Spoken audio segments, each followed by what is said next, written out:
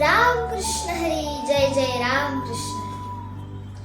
आपण सगळे सर्वसामान्य कुटुंबातली माणसं आहोत आणि आपल्या सगळ्यांना सुखाची अपेक्षा आहे. असा एकही माणूस इथे नसेल की ज्याला वाटत असेल माझ्या आयुष्यामध्ये दुःख यावं.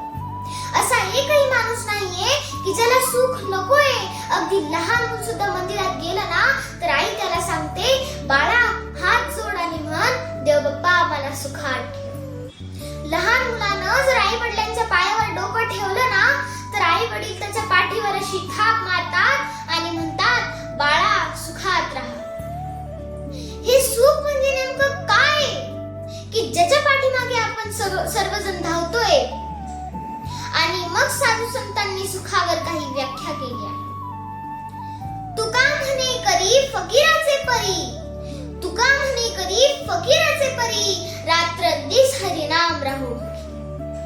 तुकाराम महाराज म्हणतात, अरे फकीराचं कर पण तुझं हरिनाम मात्र मुखात राहू दे. ज्ञानोबांनी सांगितलं आहे, किंबहुना सोयी जिव्याज्ञाचे लाहे, किंबहुना सोयी जिव्याज्ञाचे लाहे, तेथे जे होई तया नाम सुख. ज्ञानोबा सांगतात, आज्ञाशी जे काही संबंधित आहे ना त्याला सुख म्हणावं.